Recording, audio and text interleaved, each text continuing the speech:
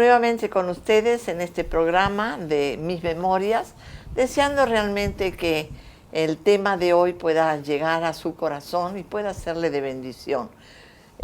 Invité a mi esposo, el pastor Alfredo Smith, para que también nos acompañe participando sobre este tema, que es nuestra existencia. En realidad es de dónde vengo, a dónde voy y por qué estoy aquí. Quisiera que mi esposo nos diga algo al respecto. Bueno, muchas gracias, querida esposa mía. Muchas veces hablamos de temas espirituales en casa. Y uno de los temas que hemos abordado justamente tiene que ver con el propósito de nuestra existencia. ¿Cuántas veces hemos preguntado, la gente sabe de dónde viene? ¿Sabe a dónde va? ¿Sabe por qué está aquí? Y lo hemos no discutido, sino conversado amablemente, porque nos damos cuenta, especialmente en la consejería pastoral, que la gente no tiene la menor idea de dónde viene, a dónde va. Sí, vengo de mi papá y de mi mamá y de mis abuelos, y a dónde voy, al cementerio. Pero después no hay mayor respuesta, ¿no es cierto? Así es. Por eso uno de los textos que para mí ha sido muy oportuno y me ayudó mucho está en Filipenses 1, del 3 al 4. Allí podemos leer algo muy importante. Dice que somos creados por Dios y existimos antes realmente de llegar al mundo. O sea que venimos de la eternidad y también Dios nos dice que vamos a la eternidad. Y el texto nos dice así: según nos escogió en Él antes de la fundación del mundo, para que fuésemos sanos y para que fuésemos santos y sin manchas delante de Él.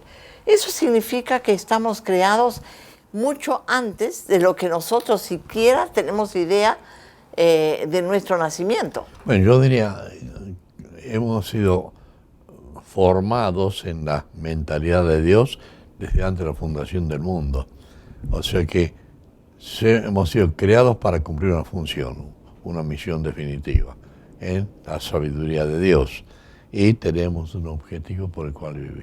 O sea que Dios nos ha creado realmente con un propósito. No estamos aquí como figurita decorativa. Al garete, no estamos como una hojita que lleva el viento. No es el fatalismo, es el objetivo de la vida que debe dominarnos. Y tampoco estamos aquí como vegetando, o sea que tenemos realmente un propósito en este mundo, en este tiempo de existencia que Dios nos da, que puede ser 50 años, 60 años, 90 años. Bueno, has usado una palabra muy importante, vegetando. Yo temo que hay muchísima gente que está vegetando. Eso significa que están viviendo, como decimos comúnmente, y respirando porque el aire es gratis, pero no tienen conciencia de razón por la cual vivir. Casarse, tener hijos, tener una simple realización personal, pero sin conciencia de eternidad. Yo creo que el propósito de Dios al habernos traído a este mundo es que podamos cumplir alguna tarea que realmente sea de bendición a mi prójimo. Por un lado, que agrademos a Dios y que hagamos la voluntad de Dios. Bueno, permíteme tomar tus palabras, estoy de acuerdo contigo, pero yo creo que el objetivo primario es que le conozcamos. Esta es la vida eterna, que te conozcan al solo Dios verdadero, Jesucristo, que has enviado. Creo que lo que estás señalando como servicio al prójimo, en mi opinión, ocuparía un segundo lugar. Está bien lo que estás diciendo, pero creo que lo primario aquí es descubrir a Dios. Descubriendo a Dios, luego podemos servir al prójimo.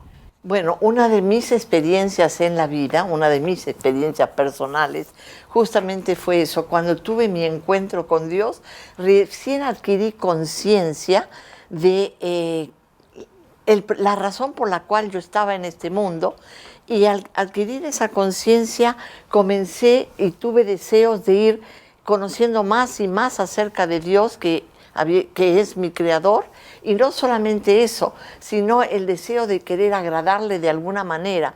Por eso es que trataba de ir a estudios bíblicos, conocer más de las escrituras, introducirme más en la palabra para poder tener mayor conocimiento de aquel que era mi creador. Bueno, tú y yo hemos vivido experiencias paralelas aún antes de conocernos. Pero lo que estás diciendo, yo lo viví intensamente en los años en que yo cumplía mis obligaciones militares en la Policía Federal. Yo a veces tenía obligaciones de 11 de la noche a 6 de la mañana, y esas noches quietas, que a veces no pasaba absolutamente nada, yo solía pensar, ¿para qué estoy viviendo?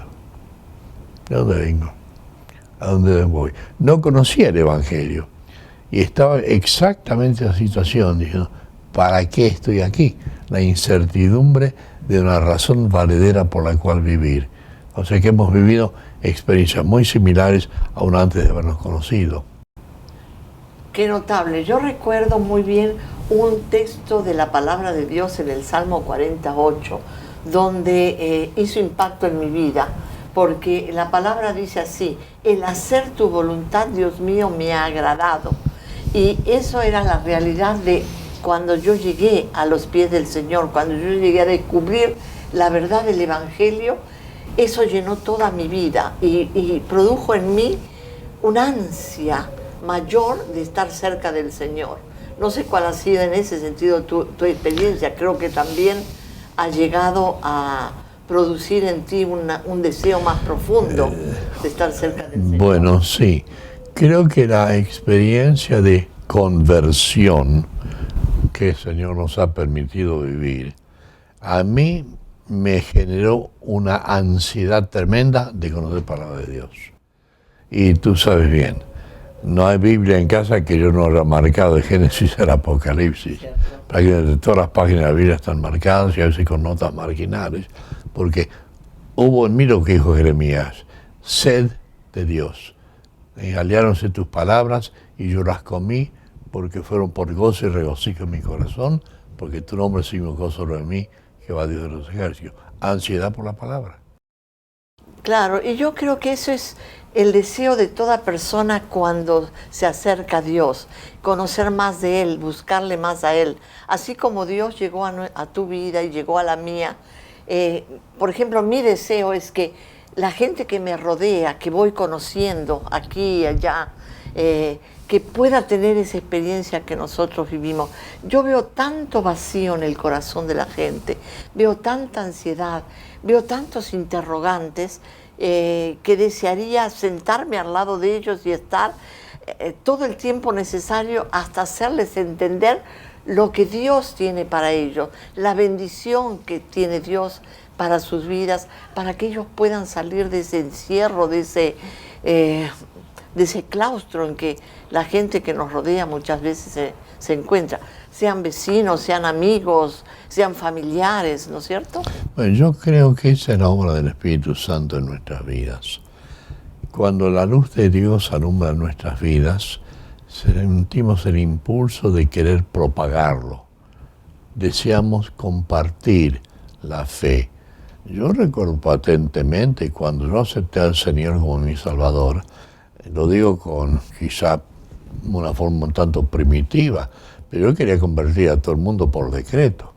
Yo había recibido algo tan tremendo que yo quería que todo el mundo lo conociera. A veces uso una palabra muy nuestra, ¿no? Yo iba con la Biblia y le habría hecho querer a hacer que la gente coma la Biblia, ¿no? Porque era el deseo interno de dar a conocer la luz que había irradiado nuestras tinieblas. Y una de las cosas que descubrí en todo este encuentro con Dios fue que fueron lo que Pablo dijo en sus palabras, que él dice así: he aprendido a contentarme cualquiera sea mi suerte. Yo recuerdo que el anhelo, como de toda persona, era tal vez casarme, vivir mejor, tenía más ambiciones de cosas. Cuando llegué a los pies del Señor, cuando llegué a conocer el Evangelio, eso cambió en mi vida. Y pude entender al apóstol Pablo cuando él dice, por ejemplo, en el Filipenses 4:11, que dice, he aprendido a contentarme cualquiera sea mi situación. Aparte de eso, dice, sé vivir humildemente y sé tener abundancia. Y en todo y por todo estoy enseñado, así para estar saciado como para tener hambre, así para tener abundancia como para padecer necesidad. Yo descubrí estas palabras y dije, eso es lo que siento ahora. No tengo esa ambición y ese deseo de riquezas, de grandezas. Mi único anhelo era agradar a Dios y yo estaba feliz y conforme con lo que Dios proveía y con lo que Dios me iba brindando a medida que iba avanzando en mis años. Bueno, creo que es una experiencia que también podemos hablar como algo compartido, ¿no? Antes de conocer al Señor yo tenía muchas ambiciones, entre ellas el viajar por mar. Yo viajé por mar, quería ser marino, pero aunque yo viajé, crucé el Atlántico, estuve en Europa, volví, había algo adentro que no se saciaba. Cuando entregué mi vida al Señor, eso desapareció. Era como que encontré la razón de mi vivir y la satisfacción de tener lo que la Biblia llama reposo de alma. Claro. ¿No? El descanso del corazón, porque pusimos nuestra fe en aquel que dice, yo soy el príncipe de paz. ¿No? Yo lo he vivido. Bueno, esa es la experiencia que yo también experimenté, o sea, que tuve. Desapareció tal vez el estar buscando en la vida algo más que no sabía realmente qué era. Y mi sed, en ese sentido, quedó saciada al encontrarme con el Señor Jesucristo. Bueno, la Biblia, Jesús dice, ¿no? El que viene a mí no tendrá sed jamás. Y está hablando de la satisfacción que Jesucristo brinda al corazón humano, que se acerca a Él. Y eso es real, lo hemos vivido. Aún en nuestra vida de matrimonio, la satisfacción de sabernos acompañados. Tú y yo sabemos, ¿no? Sí. No es que nosotros somos esposo y esposa. Hemos aprendido lo que dice el texto, ¿no? Dos es una unión fuerte, pero el cordón de tres dobleces no se rompe. Cuando hombre y mujer están en Cristo, es tres cordones que no se rompen. Sí. Y hemos tenido esa bendición. Y hemos disfrutado también, o disfrutamos dentro de lo que es nuestra relación de esposos, lo que es no solamente recibir, damos gracias a Dios por todo lo que recibimos, pero qué hermoso es cuando aprendimos, ¿te acuerdas? A dar, a darnos a la gente, a dar de lo que a veces ni siquiera teníamos. Bueno, permíteme decir algo acá, una confesión, que creo que va a hacer bien a nuestros amigos televidentes. Tú siempre fuiste abierta, yo he sido más cerrado, ¿no? Mi esposa viene de un hogar mucho más, ¿cómo llamarlo?, dado a la gente, yo venía de un trasfondo más cerrado. Y cuando unimos nuestras vidas, esa actitud de apertura tuya influenció tanto en mi vida que yo aprendí a ser más abierto, porque no era de darme. Y fue tu influencia que logró cambiar mi actitud. Y yo lo estoy confesando abiertamente. Fue una bendición cambiar de una actitud de encierro para comenzar a tener apertura. Bueno, el Señor hace esas cosas en la vida del matrimonio, ¿no es cierto? Cuando Él nos une, yo voy contagiándome de mi esposo y mi esposo se va contagiando de mí. No sé si yo aprendí a ser tal vez un poco más discreta, más cerrada. Bueno, yo creo que sí, porque tú eras totalmente darte. Y luego, no quiero decir una palabra fuerte, pero empezaste a tener una especie de, ¿cómo llamarlo?, prudencia más cuidadosa, porque te dabas enteramente sin restricción. Y como yo era más cerradito, tú comenzaste a ser un poquito más cuidadosa. Qué bueno. Cuántas cosas uno aprende dentro de la relación de matrimonio, ¿no es cierto? Sí. Y bueno, gracias a Dios por ello. Y es bueno poderlo compartir en esta oportunidad también. Yo agradezco la paciencia que mi esposo me ha tenido, porque a veces le llenaba la casa de gente, a veces... Sí, sigue siendo así. Y yo ya he aprendido a tener la casa llena de gente, ¿no? Era algo que en mi trasfondo de puertas cerradas, inadmisible, por cierto. Pero mi esposa, después de abierta, podía tener 30 personas en casa. Digo, Señor, ¿cómo has tenido que cambiar mi corazón y mi vida, no? Pero una cosa que he aprendido a través de las Escrituras, que el Señor nos fue enseñando a los dos, es lo siguiente, es poder servir y poder darnos a los demás. Amén. Eso ha ayudado en nuestro matrimonio. Si había que abrir la puerta de casa para que alguien viniera porque estaba en necesidad o por cualquier circunstancia, ambos estábamos listos para servir en ese sentido, para brindarnos, para darnos, porque lo que queríamos era servir. Y Dios fue muy misericordioso con nosotros, porque así como nosotros hemos podido aprender a darnos y a servir, hemos visto que el mundo que nos rodeaba también lo hizo con nosotros. Dios nos ha permitido en ese sentido contigo llegar a muchas parejas desavenidas, con tensiones, a veces inclusive con rencores. Y Dios nos ha permitido ser de ayuda en más de un caso. Y no somos nada especial, porque somos sencillamente comunes y corrientes. Pero nos hemos nutrido por gracia, por misericordia con la palabra. Y cuando se nutre con la palabra, tiene elementos espirituales para ayudar. Y eso es algo muy importante. En nuestra casa hemos tenido clientes de todo tipo que realmente han tenido que recibir palabra y bendición, ¿no?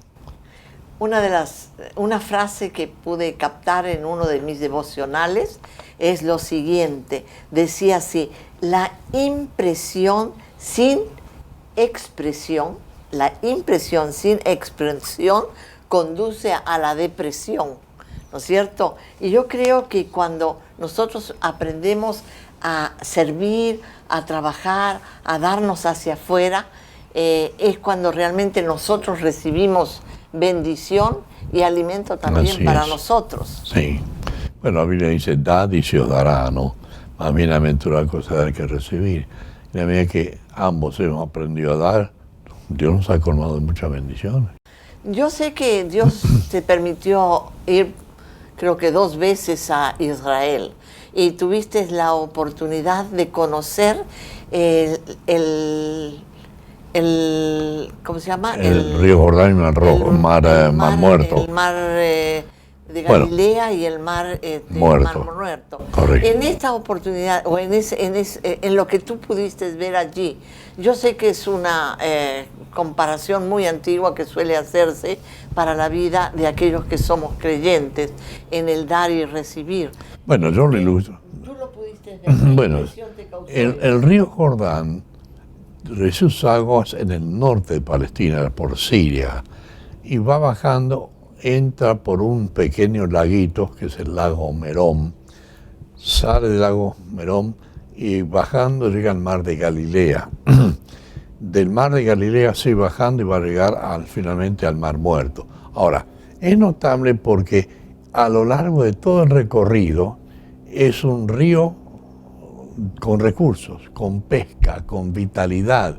Y hay pesca en el mar Merón, hay pesca en el mar de Galilea y hay pesca en el río Jordán.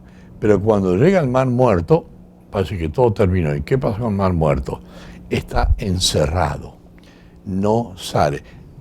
¿Y cuál es el secreto del mar de Galilea o el mar Merón? Reciben y dan. ¿Cuál es el problema del mar Muerto? Recibe y no da. Solamente los rayos calcinantes del sol hacen que el agua se evapore, pero de lo contrario, el mar Muerto no puede ofrecer nada. Bueno, yo creo que esto es una experiencia que, o sea, de esto podemos sacar nosotros tal vez una experiencia para enseñar a aquellos que están a nuestro lado, o tal vez a aquellos que se pasan la vida dentro de una congregación estudiando y estudiando y estudiando, estudian hoy un tema, mañana buscan otro, y se pasan la vida estudiando, pero nunca ponen en práctica lo que están enseñando. Yo considero que es bueno que se estudie, es bueno que estemos preparados, es bueno que conozcamos cada día más y más al Señor, pero creo que es muy importante también que así como nos alimentamos, podamos dar, ¿no es cierto?, para que de esa manera no nos sequemos. Bueno, John, tú me conociste antes que nos casáramos, y una de las cosas que yo viví con intensidad fue el hecho de compartir la fe. Tú sabes, cuando éramos solteros, yo movilicé a los muchachos jóvenes conmigo para salir a las plazas, a las calles, a los parques, a hacer una persona, compartir la fe. ¿Por qué? Porque habíamos recibido. Y cuando uno recibe y da, comienza a vitalizarse. Y esa fue la bendición que nos caracterizó allá en los años jóvenes. Claro. Y nos marcó de por vida. Cierto. Yo escucho a mucha gente que suele decir de esta manera: estoy buscando angustiosamente una iglesia que me dé alimento. Estoy buscando o necesito en realidad una iglesia que me bendiga. Yo me pregunto, yo creo que es bueno buscar una congregación que me alimente, que me bendiga, pero es mucho más importante que yo me abra para dar también. Bueno, yo creo que nuestra función es simplemente estar en la iglesia donde Dios nos ha puesto para dar, recibir por la palabra, pero listos a dar, ambas cosas, ¿no? Recibir para dar, no solamente recibir para recibir, y no podemos dar si no recibimos, pero recibir y dar es una cosa que tiene que estar balanceada. Yo quisiera decirle a mucha gente que se pasa de estudio en estudio, y que los admiro por el tiempo que toman para hacerlo, pero ¿no sería bueno que comiencen a preguntarse cuántos son los que oran realmente, o cuánto tiempo toman para orar realmente, diciéndole: Señor, ya he recibido suficiente, ahora quiero abrirme para poder brindarme y para poder dar a otros que todavía necesitan ser orientados y ayudados en este sentido? Yo creo que es ahí donde realmente el fruto empieza, o la vida empieza a rendir frutos, ¿no? Bueno, San Pablo, cuando es alcanzado por el Señor, va a decir: Señor, ¿qué quiere que yo haga? Es la respuesta automática, perdón, de un corazón que ha encontrado al Señor Jesucristo. ¿Qué quieres que yo haga? Claro. Bueno, el Señor es muy claro y nos dice que todavía hay mucho campo para ir sembrando y para ir cosechando. Y una de las preguntas que nos hacemos muchas veces tú y yo es: ¿dónde está la gente? A veces estamos angustiados y desesperados. El Señor nos permitió a nosotros encontrar, ¿cómo diríamos? Encontrar la oportunidad de servir y de ampliarnos y abrirnos hacia la gente a través del ministerio de la iglesia, a través de las amistades, a través de la cercanía hasta con el barrio, ¿no? Pero lo que yo digo, ¿de qué manera podríamos ayudar a la gente a que realmente se dé cuenta de que está bien que estudien, que se preparen, pero que ya salgan de su encierro y comiencen a involucrarse, porque eso es lo que es importante, poner en práctica lo que se ha aprendido, ¿no? Bueno, la gente tiene que descubrir sus dones, qué capacidades tiene. Uno puede ser maestro, no todos son predicadores, pero otros tienen dones de servicio. Cantar, tocar instrumentos, administración, llevar cuentas, ayudar en lo que es edificación, conservación de edificios. Hay 1000 cosas que se pueden hacer, porque a veces la gente se atasca, perdón, creyendo que tienen que ser predicadores o maestros. No, pueden servir en cualquier cosa que sea necesaria cubrir en la vida de la iglesia. Ahora, ¿es solamente para la iglesia? Yo creo que tienen Bueno, que tener, afuera, claro. Tienen la oportunidad también en sus trabajos, tienen la oportunidad de estar relacionándose con su familia, con el barrio. O sea, no solamente dentro de la iglesia está el trabajo para llegar a la gente. Brindar ayuda donde ayuda sea necesaria. Porque eso es, siempre recuerdo el caso de allí en Estados Unidos donde nieva tanto, cae mucha nieve. Había un creyente que toda la mañana con su pala tenía que destapar el camino, el acceso a donde tenían para salir de la casa, y eran, qué sé yo, medio metro, un metro de nieve, y había que usar la pala a la mañana. Y justamente el vecino hacía lo mismo, pero el vecino era medio travieso. Entonces mandaba toda la nieve de su entrada a la casa de este que era creyente. Y este creyente se encontró con que no solamente tenía que paliar su propia nieve, sino la nieve que le botaba a su vecino. Entonces él, como creyente y queriendo dar un buen testimonio, se levantó una mañana muy temprano, sacó la nieve de su casa y le sacó la nieve al vecino. Entonces el vecino se dio cuenta de que había un principio espiritual que este creyente tenía, que él como no creyente no tenía, y aprendió la lección. Qué bueno, me siento una lección para todos, aprender de esa manera y también enseñar de esa manera. Bueno, la hora se nos fue, pero ha sido un gusto estar con ustedes y confío que lo conversado, porque esto ha sido más que nada una conversación con mi esposo, pueda ser de ayuda y pueda ser de bendición para usted. Amén.